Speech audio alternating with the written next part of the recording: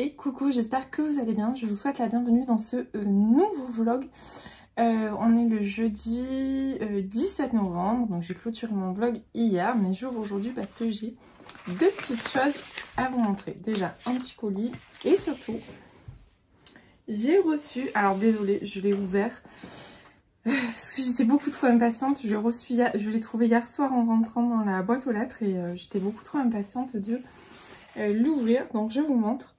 Donc c'est le t-shirt mousse de la toute nouvelle collection Noël. Il est absolument trop beau, j'adore. Merci beaucoup Angéline si tu passes par là pour ce super cadeau, j'adore, je suis vraiment trop fan. Donc comme vous le savez, je suis ambassadrice de la marque Muse depuis quelques mois déjà. Donc je vous remettrai en haut le code promo avec le code MyLittleBooks13. Vous bénéficiez de 15% de remise si vous avez envie de vous faire plaisir pour cette nouvelle collection absolument noëlesque qui est trop belle. Vraiment, je suis hyper fan. Donc comme vous le savez, je suis déjà dans un petit peu dans un mood Noël puisque j'ai commencé à sortir des décorations de Noël et je lis déjà pas mal de romances de Noël. Donc voilà. Ça tombe à pic, donc je ne l'ai pas encore lavé, c'est pour ça que je ne l'ai pas mis aujourd'hui, mais voilà, c'est prévu. Je vais le laver pour pouvoir le mettre et je vous remontrerai ça porté. Donc voilà, n'hésitez pas, de toute façon vous savez que je laisse toujours en barre d'infos dans le texte, tout en bas, il y a le lien pour accéder donc à Muse. Et il y a également le code promo si vous avez envie de vous faire plaisir. 15% c'est toujours une bonne chose, c'est pas négligeable. Et je vais vous montrer aussi parce que je l'ai déjà mis dans un petit cadre parce que vraiment j'ai craqué. Dans le colis il y avait également cette jolie illustration. Elle est vraiment trop belle. Donc je suis désolée, ça fait un reflet avec la lampe. Mais si je mets pas de lampe, là vous me voyez pas je pense. Parce que vu le temps qu'il fait aujourd'hui, je vais essayer de l'approcher différemment. Voilà. Elle est trop belle cette illustration et du coup j'ai pas pu m'empêcher de la mettre dans un petit cadre pour la poser sur mes bibliothèques. Ensuite j'ai reçu ce petit colis, alors je sais ce que c'est parce que je l'attendais, il y a quasiment tout le monde qui a tout reçu, moi je n'ai rien reçu encore. Donc je vous ai parlé il y a quelques temps que j'étais sélectionnée pour le Grand Prix des lecteurs Pocket 2024. Donc j'ai reçu les deux premiers livres. Il y en a deux autres qui ne devraient pas tarder puisqu'il y en a certains qui ont déjà reçu les 4 premiers. Et je suis trop contente parce qu'en plus je reçois en premier ceux qui me tentaient le plus. Alors pas que les autres ne me tentent pas, mais ceux-là, je voulais déjà les prendre l'année quand ils sont sortis en grand format. Donc il y a Un éclat d'or et de solitude de Sarah McCoy. Donc, je vous montre la couverture. Là, j'essaye de... Le reflet, c'est vraiment chiant. Voilà. Et je vais vous lire la 4e de couverture. Bienvenue chez les heureux du monde. 1972, au milieu des Caraïbes, récemment divorcée, l'ex-Miss Texas Willie Mae Michael met pied à terre sur l'île Moustique. Plage d'ivoire, palmiers et sable fin. Cet archipel très privé a tout d'un havre de paix, de luxe, de calme et de volupté. Ici, tout le monde est riche, très riche, et seul, très seul, à commencer par la princesse Margaret, la sœur rebelle de la reine d'Angleterre, qui y fait construire un château, cadeau de mariage du maître des lieux. Pour Willie, qui compte profiter de cette retraite dorée, pour renouer avec ses deux filles, une nouvelle vie commence pour le meilleur et pour le pire. Donc, je ne sais pas si vous connaissez l'auteur. L'auteur, Sarah McCoy. Moi, j'ai déjà lu... alors, 2 livres de Sarah McCoy. J'ai lu... Alors, ils doivent être tous là. J'ai un peu oublié les titres comme d'habitude. Alors, j'ai lu Un bout de cannelle et d'espoir. Et j'ai lu Un parfum d'encre et de liberté. Voilà, c'est ça, exactement. Après, elle en a écrit d'autres. Elle a écrit aussi Le souffle des feuilles et des promesses, Le bruissement du papier et des désirs, Un éclat d'or et de solitude. Bah, ça, c'est celui-là. Donc, voilà. Moi, j'ai déjà lu donc Un bout de cannelle d'espoir et Un parfum d'encre et de liberté. Et j'avais adoré les deux. Donc, un est sur un thème de la guerre de sécession. Et le deuxième était sur la Deuxième Guerre mondiale. Enfin, ça, à chaque fois, c'est des doubles temporalités. Et franchement, c'était vraiment super. J'ai un très bon souvenir. Et ensuite, il y a L'amour de ma vie de Rosie Walsh. Alors, de Rosie Walsh, moi, j'ai déjà lu son précédent roman. Il me semble qu'elle en a écrit qu'un. Ah non, ah si. Les jours de son absence, que j'avais adoré, qui était une genre de romance psychologique, un peu thriller. Et c'était vraiment très sympa. Et celui-là, je voulais le prendre l'année dernière quand il est sorti en grand format. Et puis au final, je n'avais pas pris. Mais voilà, ça tombe bien. Alors, pour un journaliste spécialisé dans les nécrologies, rien n'est plus simple que de rédiger celle de sa femme. D'autant qu'Emma n'est pas morte. Le cancer dont elle vient de réchapper. Léo en connaît chaque détail. La biologie marine, qui lui vaut sa célébrité de scientifique médiatique, idem. Mais alors qu'il creuse plus dans le passé d'Emma, certaines incohérences se font jour. Des petits mensonges et des gros trous noirs. Qui est donc cette femme qui partage sa vie? Que fait-elle quand elle s'absente dans le nord du pays? Et jusqu'où peut-on mentir à l'amour de sa vie? Un très beau roman d'amour.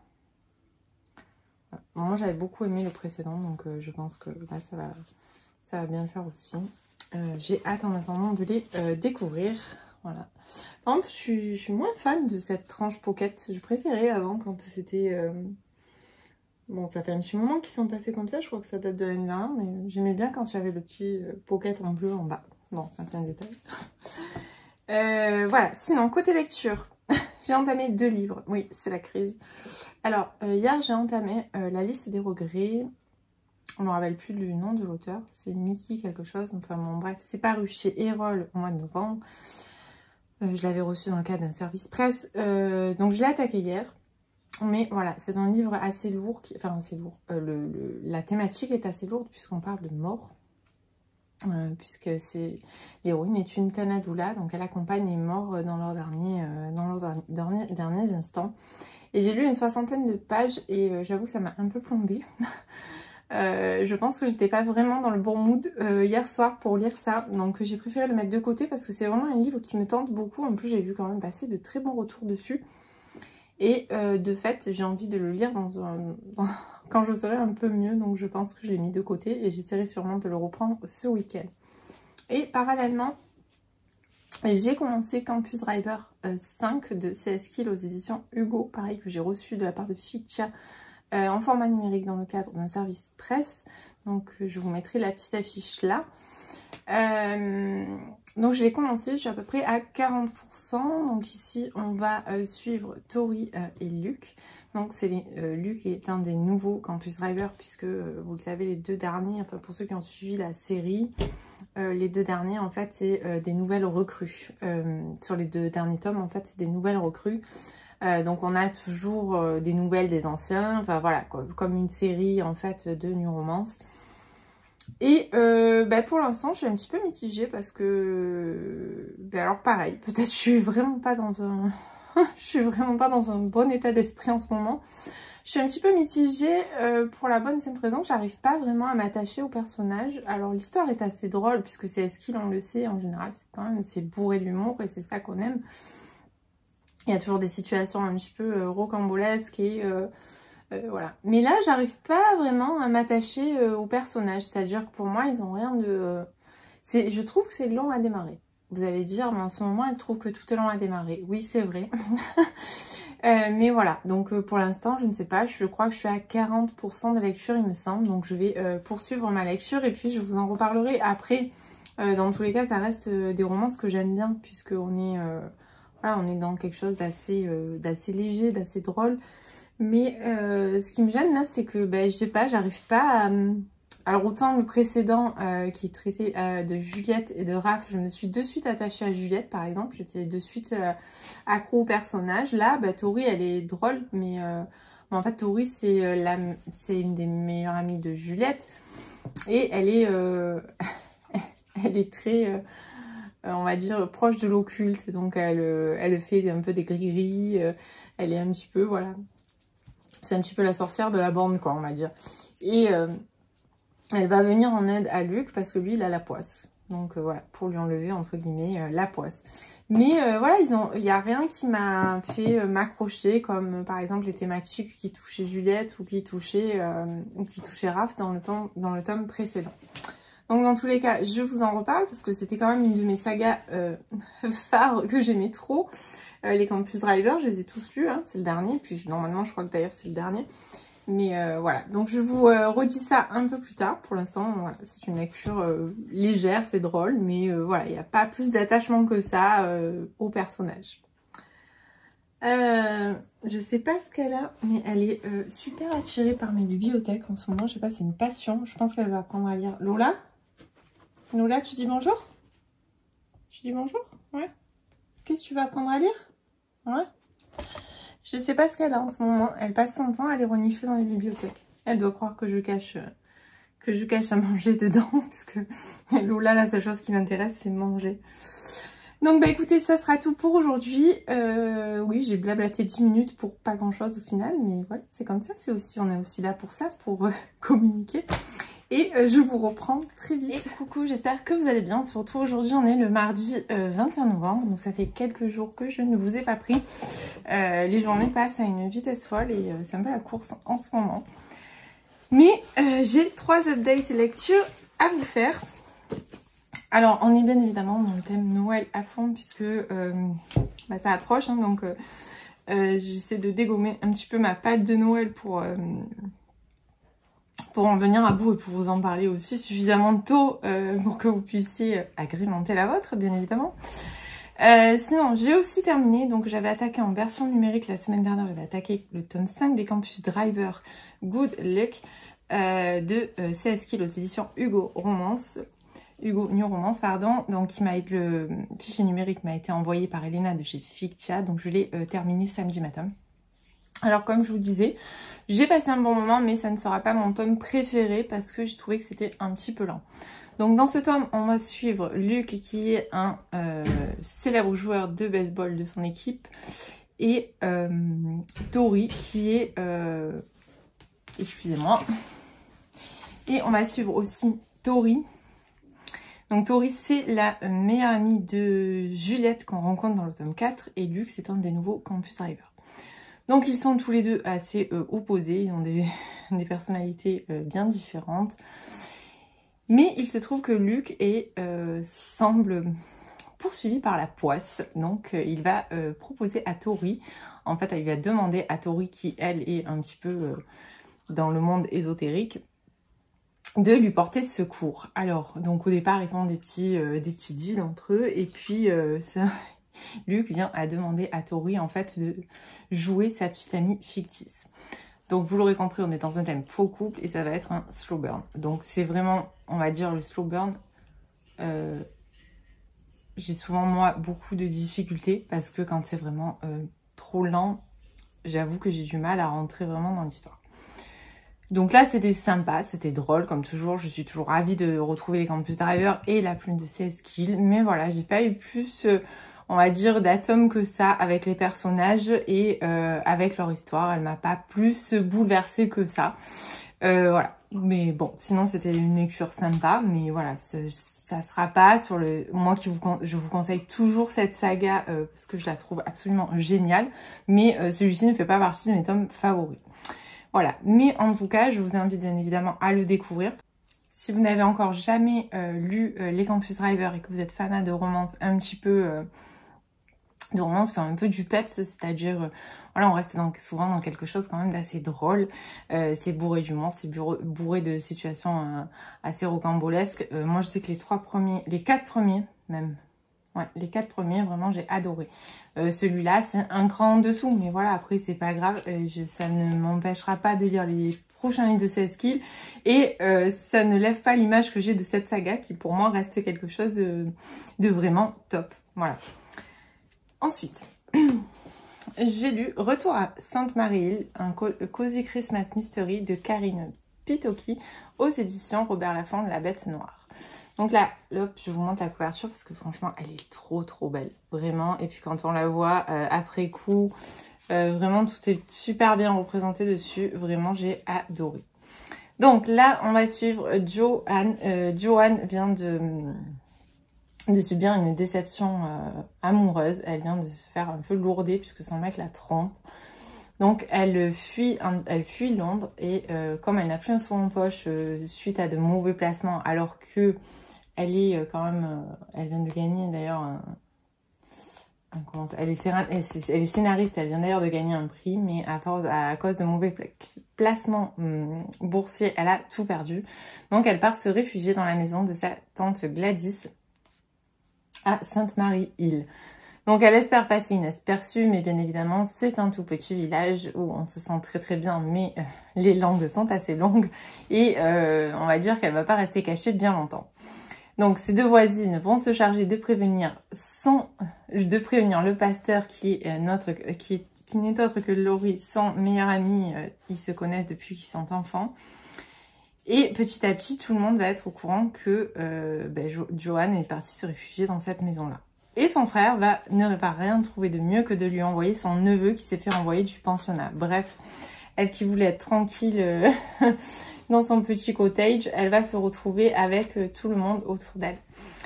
Donc moi j'ai beaucoup aimé, c'est très frais, c'est très drôle, c'est plein de super... alors c'est pas de clichés, mais comment on dit, enfin voilà, elle aborde pas mal de thématiques et notamment des thématiques comme elle va nous parler des réseaux sociaux, elle va aborder aussi des thématiques plus profondes que ça, par rapport à l'enfance, par rapport à l'adolescence. Enfin, voilà. Franchement, j'ai trouvé que c'était très très riche. Je n'en attendais pas moins de Karine Pitocchi, puisque voilà, on sait tous, donc c'est elle qui a écrit Le rêve de nos mères. D'ailleurs, il faut absolument que ça m'a donné très envie de continuer cette saga, de retrouver sa plume. Et en fait, donc c'est une saga historique, Le rêve de nos mères. Et j'ai beaucoup aimé cette saga. J'ai beaucoup aimé le premier tome et après, bon bien sûr, comme d'habitude, hein, quand je commence une saga, ben après je m'arrête en cours de route. Mais voilà, il faut vraiment que je la reprenne parce que elle a vraiment une super plume, c'est super fluide, ça se lit tout seul. Vraiment, je l'ai lu dans la journée de samedi. Quasiment, j'ai fini, je crois, une 50aine de pages dimanche matin. Donc c'est pour vous dire, vraiment, je l'ai dévoré. Et là, donc, bien évidemment, on est dans un cozy crime. Donc, il va y avoir des vieilles dames qui meurent de manière assez bizarre. On va dire, on croit que c'est des crises cardiaques, mais pas forcément. Donc, Lauriane va se faire un plaisir, bien évidemment, d'enquêter. N'oublions pas aussi l'histoire entre, entre le pasteur et Joanne, qui remonte à très très longtemps et qui va faire ressurgir des sentiments. Mais voilà, donc c'est très très sympa, c'est exactement tout ce qu'on recherche. Tous les codes du Cozy Mystery sont respectés puisqu'on est dans un petit village. C'est une personne en dehors de la police qui va se mêler de l'enquête. On a une ambiance hyper chaleureuse, hyper cosy. Et voilà, c'est vraiment, on se sent bien, on a envie d'aller dans ce cottage avec son assistante, avec Joanne, avec Alex. Vraiment, j'ai adoré le personnage d'Alex. Donc Alex, c'est son neveu qui a 14 ans, je crois. Et franchement, j'ai adoré ce personnage. Il m'a beaucoup touchée, il m'a fait beaucoup rire. Et j'ai beaucoup aimé le lien qui s'est tissé entre Joanne et son neveu. Vraiment, j'ai trouvé que c'était absolument génial. Donc voilà, bah écoutez, je vous le recommande. C'est tout à fait de saison, bien évidemment, puisque ça se passe à Noël. Et puis surtout, voilà, il y a la neige, il y a tout. Enfin voilà, le début m'a fait légèrement penser au film Holiday quand elle arrive dans le cottage avec ses valises et que le taxi la laisse en bas du chemin et qu'il faut qu'elle marche avec ses valises les pieds dans la neige. Voilà, c'était un peu ça. Et c'était vraiment très très sympa. Voilà, j'aime beaucoup ce genre d'ambiance. J'aime beaucoup retrouver ce genre d'ambiance en fait dans les romans. Je trouve que c'est, voilà, pour la période. Moi, je suis pas très télé. Alors, je sais que certains regardent tout ce qui est film de Noël, tout ça. Moi, je ne regarde pas du tout parce que, ben, en vrai, je m'endors. Voilà, je ne tiens pas. Donc, mais du coup, j'aime quand même cette ambiance avec les chocolats chauds, l'été, décorer le sapin, tout ça. Et là, vraiment, Karine Pitocchi, elle a vraiment réussi le pari puisqu'elle nous plonge vraiment dans cette ambiance de Noël et c'est absolument génial. Voilà, donc je vous le conseille si vous ne l'avez pas encore lu ou si vous ne l'avez pas encore ajouté à votre palle, n'hésitez surtout pas. Et dimanche, j'ai lu Comment survivre à Noël avec son ex de Ludo de Bauer, qui n'est autre qu'un youtubeur et qui, d'ailleurs, il a également un compte Instagram sur lequel il publie des retours lecture et j'ai trouvé ça très intriguant. Déjà qu'une romance de Noël soit écrite par un homme parce qu'il y en a peu. Et du coup, ça m'a vraiment intriguée. J'avais hâte de le découvrir. J'avais vu passer de très bons retours, notamment chez Aurélie du compte Mon Jardin Littéraire. Et en effet, j'ai adoré. Vraiment, on est pour l'instant, vraiment, je pense que c'est mon top 1 des romances de Noël de cette année. Voilà, c'est vraiment mon top 1 parce que j'ai adoré l'histoire. Donc ici, on va suivre Manon et Julien. C'est ça, je me trompe pas parce que moi, avec les prénoms, j'en lis tellement de livres que des fois, je me mélange les pinceaux toute seule. Oui, Julien et Manon. Donc, on va suivre Manon et Julien. Alors, Manon, en fait, elle vit la pression de ses parents qui, tous les ans, lui demandent incessamment quand est-ce qu'elle va leur présenter leur futur gendre pour faire plein d'enfants et tout ça, tout ça. Et donc là, Noël approche et bien évidemment, sa mère lui pose cette sempiternelle question de « vas-tu venir accompagner cette année ?» Et on a Julien. Julien n'est autre que son ex-petit copain. Mais ils se sont séparés pour des raisons qui sont un peu nulles en fait. Puisqu'il y a eu un gros quiproquo. Et ils se sont séparés au final sans explication. Manon a tout bloqué dans son téléphone. Elle ne l'a plus jamais revu. Ils se sont pas du tout expliqués sur la situation. Mais en plus, il se trouve que Julien est le fils des voisins de ses parents. Donc ils sont en face. Donc Manon retourne dans les Pyrénées, dans son petit village. Et comme de par hasard, elle va trouver Julien dans le train avec elle. Donc voilà, c'était très sympa. Je veux pas trop vous en dire parce que vraiment, moi j'ai été surprise par plein de choses que je ne savais, que j'avais pas trop lu de retour et je trouvais que c'était très bien comme ça. Mais la romance est vraiment toute mignonne, c'est bourré de sentiments. Les personnages sont adorables, vraiment, je les ai adorés les personnages. Même Julien, alors on pourrait se dire, mais il a trompé quand même. Non, mais en fait, voilà, c'est pas vraiment comme ça que ça se passe, il faut aller au fond des choses. Et il est tellement gentil, il se met tellement en quatre en fait pour essayer de la reconquérir que j'ai trouvé ça absolument génial. Et il y a vraiment un truc de ouf, mais je ne vous en parle pas parce que je crois pas que ça soit marqué dans le... Non, c'est pas marqué, voilà. C'est pas marqué dans le résumé, alors du coup, je veux pas vous le dire, mais ça m'a surprise, moi, et je dis, oh là là, ça va être vraiment trop bien. Tous les tropes que j'aime trop sont réunis, puisque là, on est sur un trope seconde chance, et le deuxième, vous verrez. Et voilà, c'est vraiment très mignon. L'ambiance de Noël est ultra bien respectée, puisque les parents de Manon sont... La mère de Manon, elle est genre à fond dans les décorations de Noël, dans toutes les traditions de Noël, avec des cadeaux loufoques, avec une décoration à outrance, avec plein de petits plats. J'avais fait un tout le long dans ce livre, vraiment littéralement. J'avais qu'une envie, c'était grignoter plein de choses. Non, c'était vraiment, vraiment génial. La fin est juste... magnifique. Vraiment, j'ai passé un très très bon moment. Ça remplit complètement le job pour moi de ce que je recherche dans une romance de Noël. Vraiment, c'est exactement tout ce que je recherche dans une romance de Noël. C'était condensé dedans. Et j'ai passé un très bon moment. Donc on alterne entre les chapitres, entre Manon et Julien. Donc ça aussi, vous savez, j'adore quand on a les deux points de vue. Et voilà, c'était juste... top, top, top. Vraiment, voilà. Du coup, maintenant, je ne sais pas ce que je vais lire comme romance de Noël parce que là, je suis pas sûre qu'il y en a beaucoup qui vont passer au-dessus de celle-là parce qu'elle était vraiment trop bien. Voilà.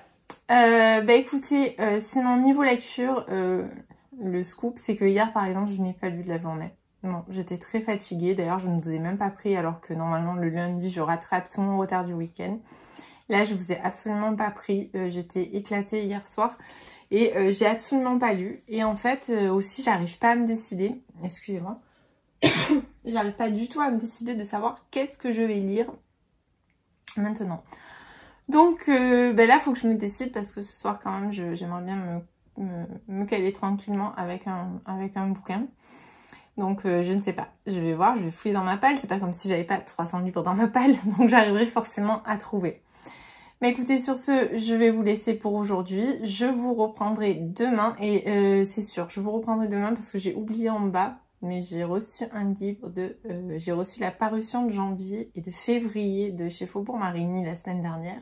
Alors celui de février, je ne peux pas encore vous le montrer, mais celui de janvier a été dévoilé.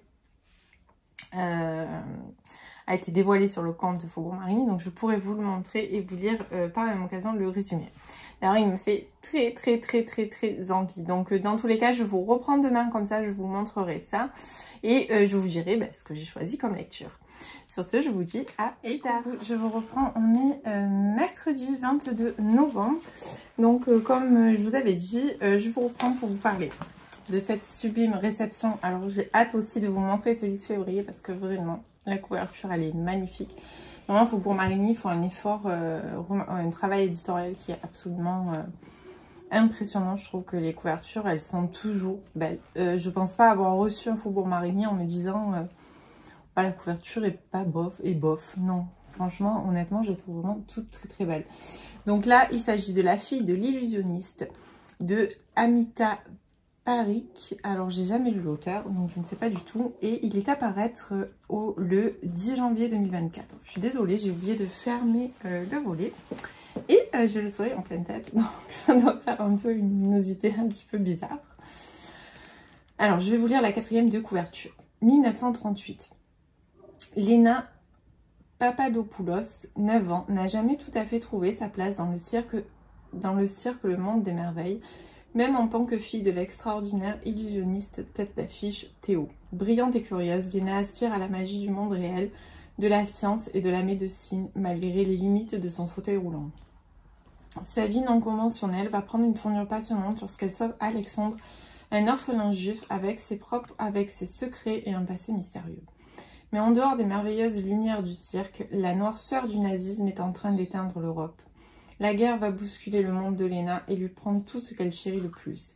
Forcée de faire son propre chemin, Léna doit affronter ses doutes et oser croire en l'impossible elle-même. Un roman qui se déroule durant la Seconde Guerre mondiale au sein d'un cirque itinérant absolument magnifique et qui traite du passage à l'âge adulte d'une fillette durant les heures les plus sombres de notre histoire. Les fans de Lucinda Riley vont adorer ce roman réconfortant, une histoire pleine d'espoir et de bravoure. Le résumé est très très prometteur. Alors, je sais que certaines flamboyantes l'ont déjà lu, certaines ont commencé, certaines ont déjà terminé. Et il s'avère que les retours sont très très très positifs. Alors, c'est bien, c'est très bien, mais du coup j'ai beaucoup d'attentes. Voilà, mais enfin je doute pas trop, je pense que... Bon, c'est un beau bébé quand même, hein, puisqu'il fait 500 pages. Donc il est quand même costaud. Mais bon, après, je sais pas si vous avez déjà... Mais les Faubourg Marigny, je trouve que au niveau de la mise en page, ils sont top à l'intérieur, ça se lit très bien, c'est très aéré, c'est très fluide. Moi j'aime pas quand c'est écrit tout petit et que c'est hyper concentré, j'ai beaucoup de mal.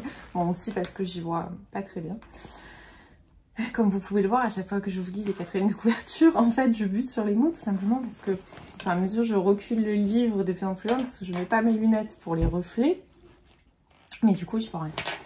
Donc voilà, je vous en reparle très vite. Alors, ce que je ferai, c'est qu'il sort le 10 janvier. Mais je suis honnête avec vous, je vais le lire sous peu. J'attends de le caler, je pense, un petit week-end où je serai tranquille, où je sais que je vais pouvoir vraiment l'enchaîner. Parce que là, j'ai vraiment envie de le savourer, j'ai vraiment envie de, voilà, de profiter. Pas de lire 50 pages tous les soirs ou 100 pages tous les soirs. Je n'ai pas du tout envie de ça.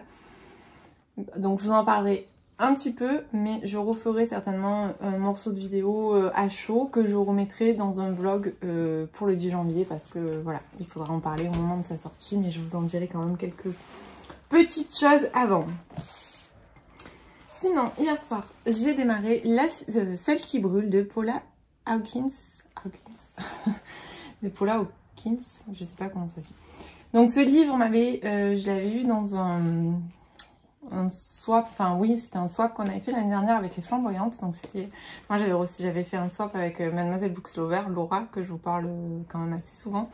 Et il y avait ce livre dedans, donc il y avait ça et il y avait Celle que je suis. Donc Celle que je suis, je l'ai lu, mais celui-là je n'avais toujours pas lu. Et là je vous disais hier que j'étais un peu pas en panne, mais voilà, je ne savais pas vraiment quoi attaquer parce que comme je vous dis à chaque fois, le soir c'est assez compliqué parce que j'ai pas forcément... j'ai pas beaucoup de temps, je suis souvent fatiguée et j'ai besoin d'attaquer des lectures qui sont assez addictives, assez rapides parce que sinon ça traîne en longueur toute la semaine. Et moi, quand un livre dure plus de 3 jours, 4 jours, à moins que ça soit vraiment un énorme pavé, mais vraiment c'est compliqué quoi. Sur un livre comme ça, il faut qu'il soit réglé en 2-3 jours grand maximum. Donc je me suis dit tiens, il est temps de sortir celui-là. Alors je vais vous lire la quatrième de couverture. Il suffit souvent d'une étincelle pour raviver un feu mal éteint. Qui cette nuit-là s'est faufilé sur sa péniche? Qui a tué et pour quelle raison le jeune Daniel Shetland? Myriam, la voisine qui a découvert le corps. Laura, avec qui il a passé sa dernière nuit. Sa tante Clara, avec laquelle il entretenait des rapports ambigus. Elles ne se connaissent pas, mais elles ont un point en commun. Chacune a été victime d'une injustice qui a gâché sa vie. Chacune couve une colère qui ne demande qu'à exploser. mais une seule a brûlé, au point de tout consumer. Voilà, donc j'ai lu quand même, j'ai bien lu hier soir, puisque j'ai lu la moitié. Donc voilà, j'aimerais le terminer ce soir, mais je n'en suis pas du tout sûre. Je pense qu'à mon avis, je le terminerai demain. Tout ce que je peux vous dire, c'est que pour l'instant, bah, j'aime bien. Je ne sais pas du tout où l'auteur va nous mener, parce que, voilà, comme vous l'avez compris, je pense dans la 4e, il y a vraiment... On est sur plusieurs pistes, quoi. Et on découvre... il y a une temporalité qui est assez particulière, puisque... Enfin, c'est pas une temporalité particulière, mais c'est que chaque personnage... remonte un petit peu dans le passé à certains chapitres pour un peu nous parler de son histoire. Et voilà, pour l'instant j'ai pas vraiment d'avis. Moi j'aime bien puisque c'était assez addictif comme vous pouvez le voir, puisque j'ai quand même lu 215 pages hier soir. Donc en semaine c'est assez rare que je lise autant. Et c'était vraiment très addictif, ça se lit très très bien, la plume est fluide. Les chapitres sont pas très très longs. Et voilà, bah écoutez, j'ai hâte en tout cas d'avoir le dénouement. Je vous avoue que j'ai hâte de rentrer ce soir et de me replonger dedans. J'aimerais le finir, mais je ne sais pas. Donc par précaution, je vais clôturer ce vlog parce que voilà, ça va être sinon après ça me laisse vraiment trop peu de temps pour le montage et pour la mise en ligne du vlog, parce que j'ai un réseau pas top du tout, donc les mises en ligne me prennent souvent beaucoup de temps. Pour télécharger la vidéo sur YouTube, c'est genre l'enfer. J'ai l'impression d'être en 1980, tellement ça va lentement. Et donc voilà. Mais écoutez, j'espère que ce vlog vous aura plu, que ça vous a donné plein de petites idées de lecture. Donc je reconnais qu'en ce moment on est très axé sur Noël forcément, puisque je pense que cette semaine on était vraiment dans la romance, dans Noël. Enfin non, il y avait un cosy de Noël, mais voilà, on était vraiment dans cette ambiance là, puisque forcément, comme je vous disais, ça approche et je veux dégommer ma palle que j'avais prévue pour Noël. Mais voilà, c'est comme ça, c'est la période. En tout cas, je vous remercie si vous avez regardé cette vidéo en entier. J'espère qu'elle vous aura plu. Et comme d'habitude, je suis toujours ravie, même si je suis très à la bourre pour répondre à vos commentaires. J'avoue, cette semaine, j'ai été complètement dépassée par les événements. Mais je prends toujours le temps de répondre à chacun de vous parce que ça me fait extrêmement plaisir. Vos messages sont très très encourageants et voilà, j'en ai besoin, je vous le dis. J'ai besoin de ces messages encourageants pour continuer et pour vous faire des vidéos un petit peu sympas. Sur ce, je vous souhaite une belle et agréable journée et je vous dis à la semaine prochaine.